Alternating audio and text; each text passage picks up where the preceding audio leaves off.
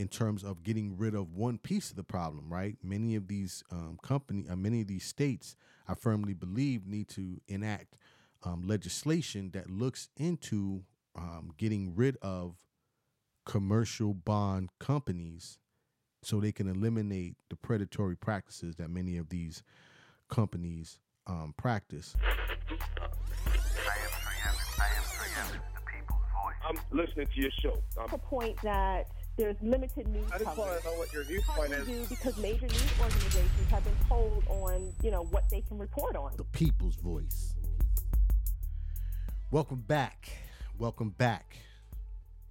This is the people's voice. I am Trey Evans, and I am the people's voice. Thank you again for checking us out to listen to the show. Greatly appreciated. For those of you who may not have listened to the part one of this broadcast, please, when you get an opportunity, check out part one, Bail Leaves People in Jail. This is actually part two.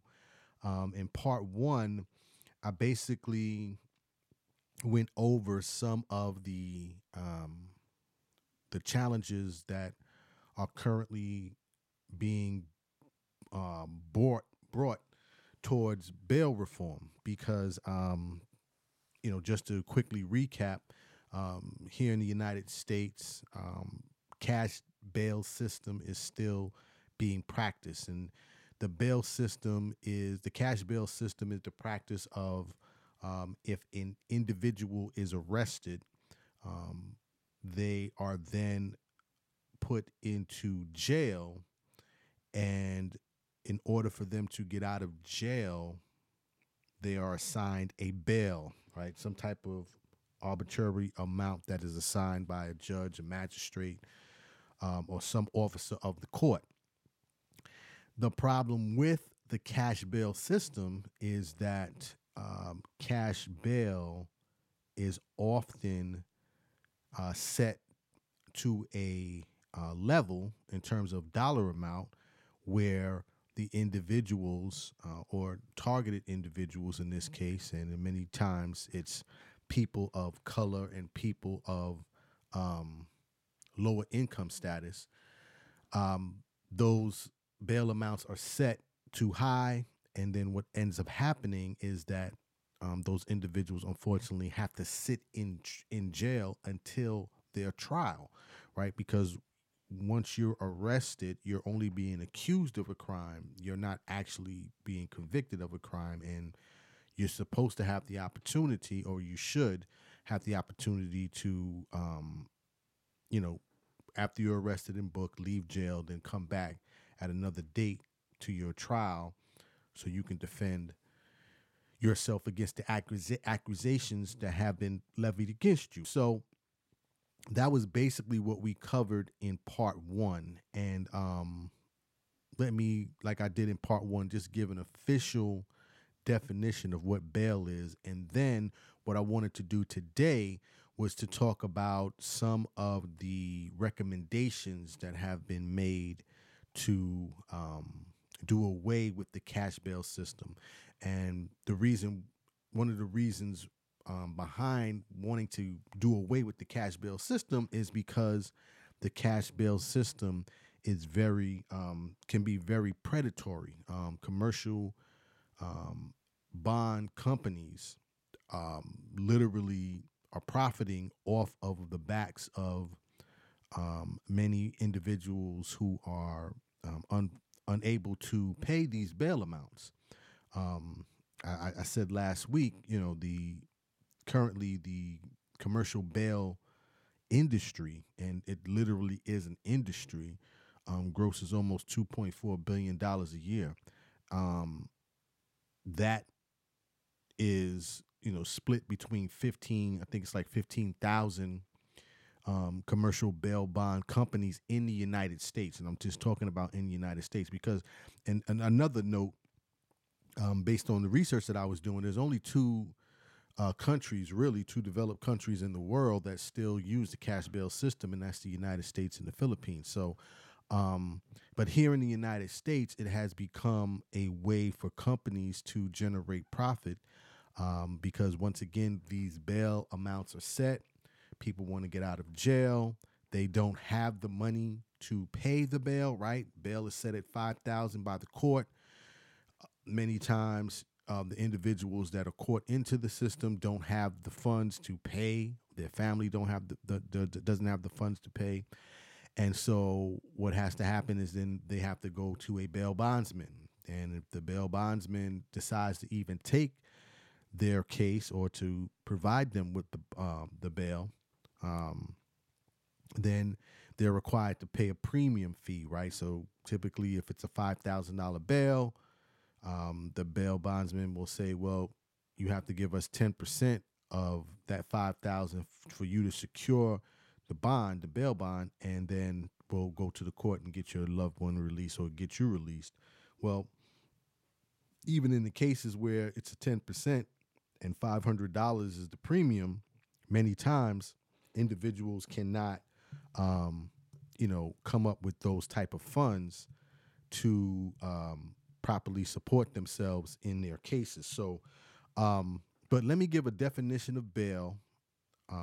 Again, let me get back on track. The purpose of this was to now talk about some of the solutions or recommendations that have been put forth to move the bail reform process along and to eventually do away with the cash bail system here in the United States. So let me give a definition of bail again. And this is from the American Bar Association. Bail, and I'm going to read this directly. Bail is the amount of money defendants must post to be released from custody until their trial. Bail is not a fine. It is not supposed to be used as punishment. The purpose of bail is simply to ensure that defendants will appear for trial and all pretrial hearings for which they must be present.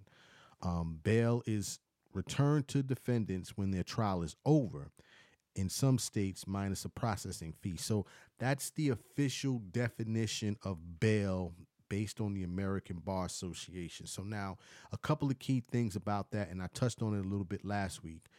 First thing, it says bail is supposed to be returned to defendants when the trial is over. Well, the problem is that when an individual goes to a commercial bail company, commercial bail bond company, there is no return of the premium that they must pay, right?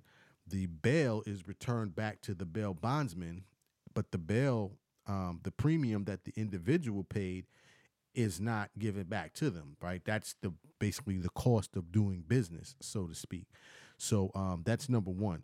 Number two, the purpose of it is for individuals to return for trial and pre-trial, and I'll get into that a little bit when I'm talking about some of the recommendations that have been made to do away with the cash bail system. And I think one of the two most important things is that bail is not a fine. Many times, at least before me understanding the entire process, you think person goes to jail, oh, they gave them, bail is like some type of fine. It's not a fine. It's simply for them to ensure that the person comes back. But if the person can't afford the bail, then they're never going to leave. But I'm going to talk a little bit more about that. And then also, it's not supposed to be a punishment. So when these numbers are arbitrarily just set by the court, it's not to punish a person, for what they've been accused of. Again, this is an accusation. This is not conviction. So it's not supposed to be used as a punishment. But so that's the definition of bail. That's what we talked about a little bit last week. Now let me move the conversation forward. So today I wanted to talk about some of the recommendations that have been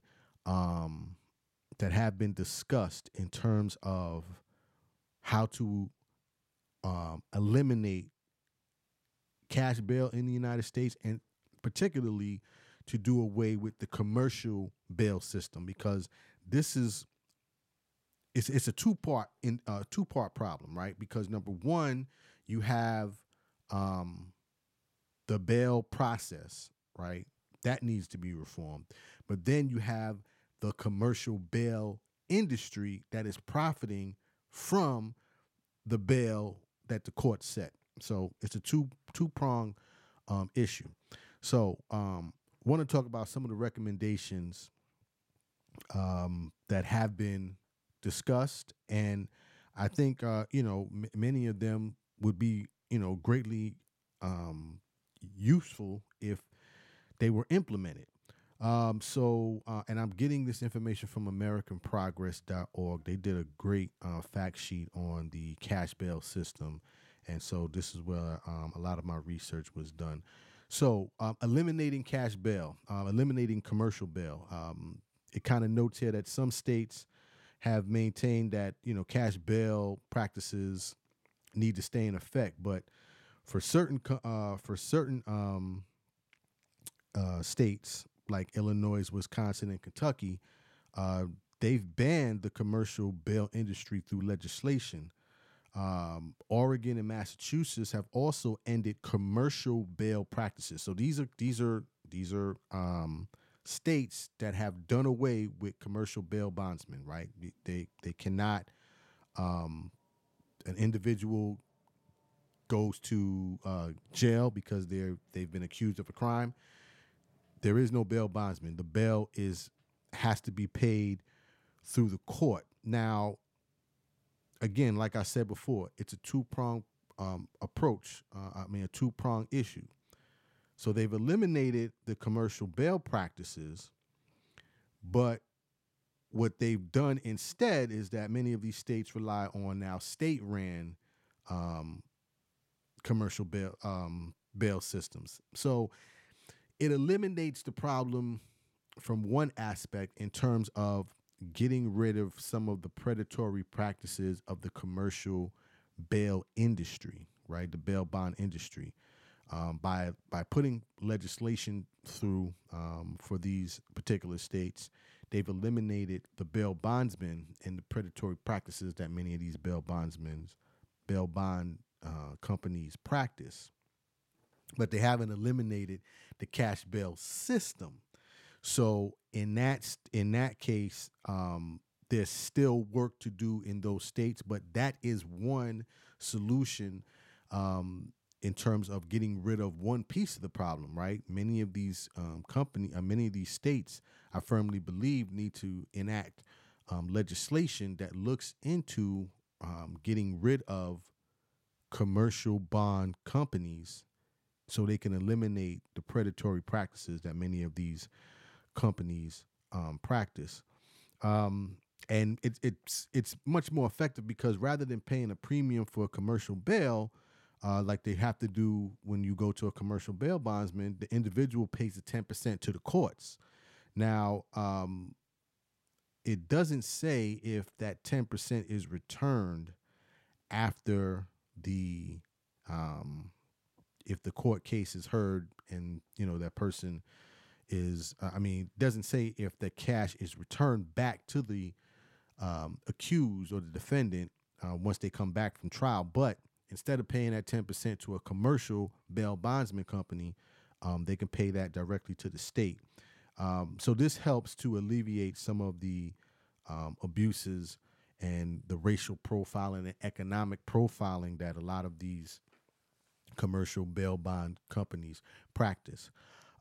Another solution that has been suggested, and there's evidence that it has worked, is establishing pretrial services in individual local jurisdictions and states.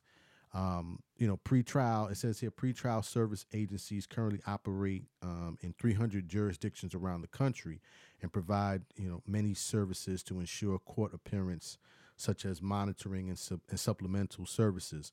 Pretrial services, so how pretrial services work is that a person goes into jail and they're booked, they're processed, and then there's basically a agency, a local or state ran agency that is responsible for ensuring that individuals come back for their trial.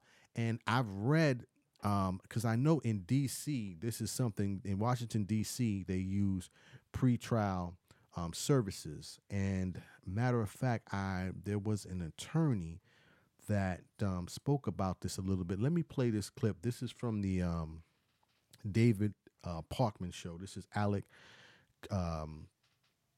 Karakatelis, who's a civil rights lawyer, and he talks a little bit about the process of pretrial services and how that works. So let me play this, and then we'll continue the conversation. That's interestingly not the case in the District of Columbia, where I live and practice, or in any of the federal courts in any of the 50 states around the country. In those systems, people are released prior to trial without having to pay any money, unless the government proves that they're a danger to the community or risk of flight. And so in the federal system and in DC, decisions about whether a human being is kept in a cage prior to trial are made based on evidence and about whether they're a danger rather than based on someone's poverty. And so that's kind of how the pretrial services process works. Like I said, it's worked very well in D.C. I believe, and I'm just kind of searching for it because, I like to be accurate, but I believe they have almost like an 85%, 90% return rate in terms of individuals that have been accused of a crime coming back for their trial. So this totally eliminates the bail process, right?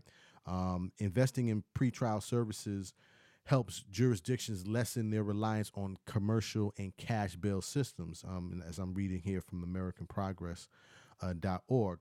And it ensures that appearance rates and public safety stays intact, because many of the arguments around cash bail systems, and this is currently going on around the country, but I know in New York City, Mayor Eric Adams is pushing for stronger cash bail process because, in New York City, they've done some reform with the cash bail system. There are many law enforcement individuals are saying that because of the reforms, that's why crime is up. But there is stat after stat that says that,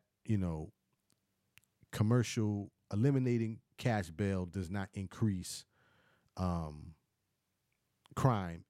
There's stat after stat after stat that you can read, and I'll refer to that as I'm going through here. But getting back, so pretrial services, in terms of having individuals come back to court, they have a high appearance rate.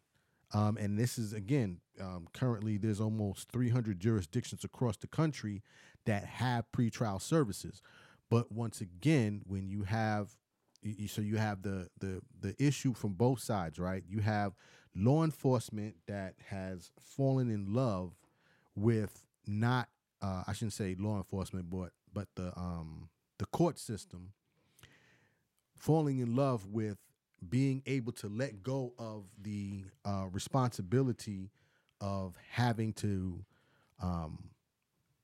set bail and then ensure that individuals come back, right? So that's why these industries get established, because basically the courts are saying, well, we don't want to deal with it. We'll give you a license to deal with it, and then you can go and set an amount that you want to charge individuals, and then you'll be responsible if they come back to court or not.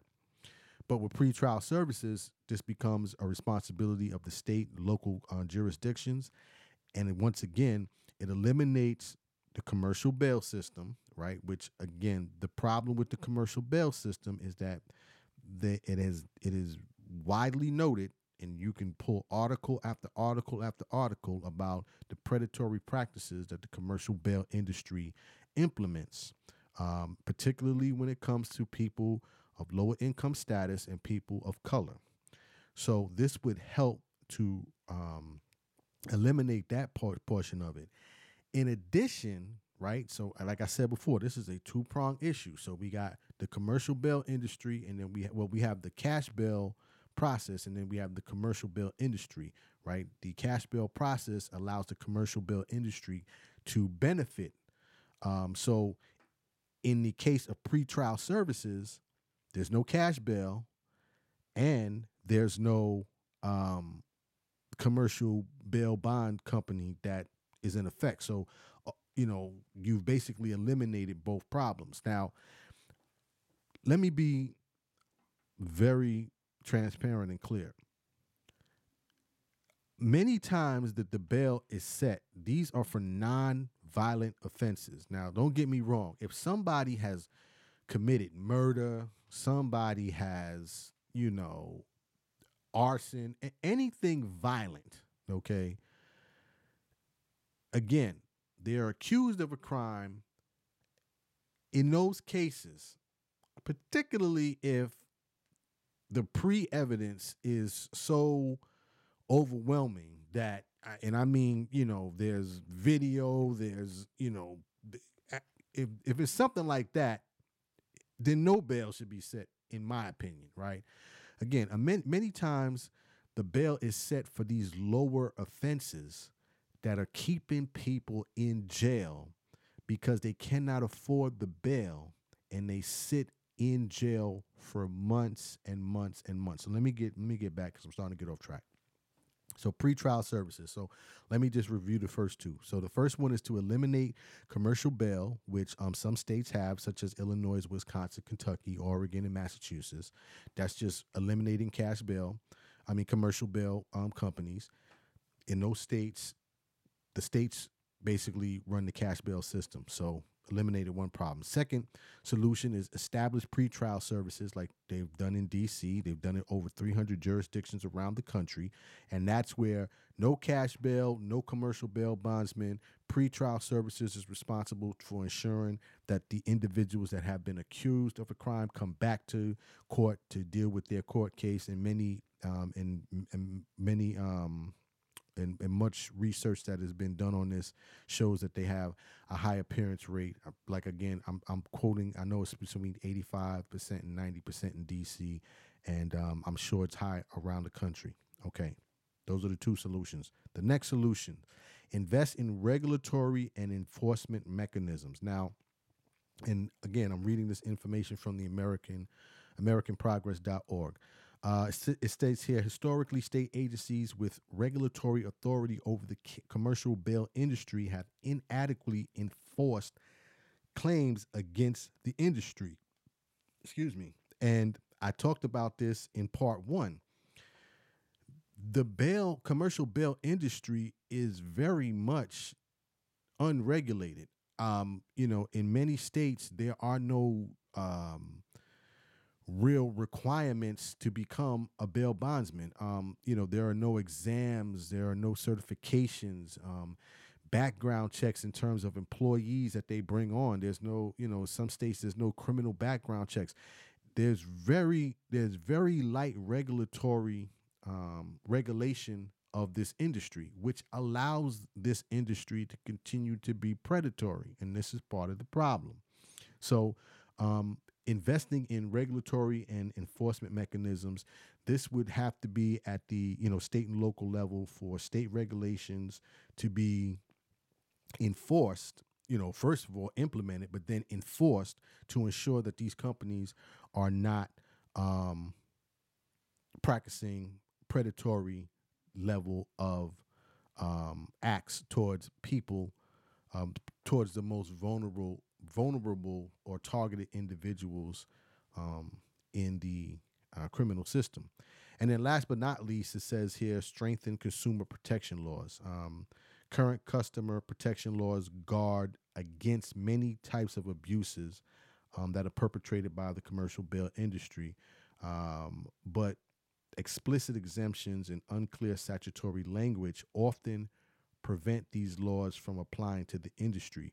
So this is kind of mirroring the previous solution, but definitely stronger legislation has to be enacted. It has to be very clear about what they can and cannot do, because again, the commercial bail bond industry is very discriminatory as well. As I said last week, and I keep referring to last week because it kind of ties all of these things in, but many times if the bail is too low, they won't even take it, right? So you might go to the court might assign a $500 bail. And I said last week, $500 may not be a lot to some people, but to many people, $500 is a lot of money.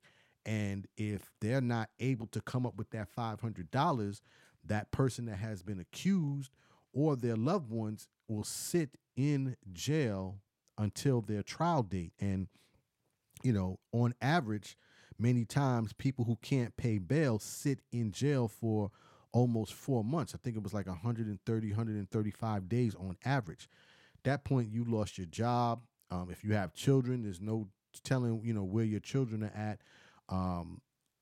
No telling what type of other activities that may occur while you're sitting in jail, because you're sitting in an environment that is conducive to additional acts of violence that many, and you've heard the stories. I mean, we all know the story of Khalif Browder, and unfortunately what happened to that young man when he was accused of a crime, and some of the things that he went through at Rikers Island. But anyway, let me get back. So in terms of solutions, there are 4 recommendations that have been either suggested, implemented, or are strongly being pushed to be enacted as permanent. Number 1, eliminate commercial bail. States have already done it. It's shown to be effective. That's something that can be done. Establish pretrial services. Again, 300 jurisdictions across the country have done this already. Washington, D.C. is a model for it. I think Washington, D.C. has been doing it since 1992. So it clearly there's a clear track record that this works. If for anyone who may say, well, we don't know if it's going to work, all you got to do is just look at Washington, D.C., and you can see that this is something that's effective. In terms of investing in regulatory and enforcement mechanisms, definitely states have to do more in terms of regulation of the commercial bail industry to ensure that the predatory practices do not continue to happen. And then last but not least, strengthen consumer protection laws. There has to be more legislation put forth to ensure that these companies cannot continue to practice their predatory ways in terms of targeting and implementing their practices on the most vulnerable, which in this case, based on the research that I've done the last 3 weeks on this, it's usually targeted towards lower incomes and people of color. And the information is there. So I don't know where, if there's anyone disputing that. There's tons and tons of information on that. So those are the 4 recommendations. I wholeheartedly support all 4 of them. I specifically, especially I should say, like establishing pretrial services. Some of the proponents of pretrial services say it's too expensive. It's going to cost too much money. I read a stat. Where was that stat that I read? The cost of, I think it was like the cost of having someone sit in jail was $65 a day. I don't want to misquote, but I read a quote. The cost of bail to pretrial, the cost of having someone sit in jail compared to the cost of pretrial services is like, it's not even close. Pretrial services is like a drop in the bucket compared to the cost of having a person sit in jail. That cost is paid for by us, the taxpayers, while that person sits in jail, compared to the individual being out of jail and being able to fight their case. So I'm in support of pretrial services. That's all I wanted to cover today. I hope this was informative. I hope you have gotten some information about this. Again, if you want to read about any of this information, like I said, AmericanProgress.org did a great job in terms of their fact sheet. You could also go to ABA. You can go to ACLU. There's tons of information about the commercial bail process, the cash bail process, and also the commercial bail bond industry. So that is my time for today. As always, dreams are not just for sleeping. Please wake up and live your dreams. My name is Trey Evans, the people's voice. Tell somebody about the dream. Salute. I am Trey Evans. The people's voice.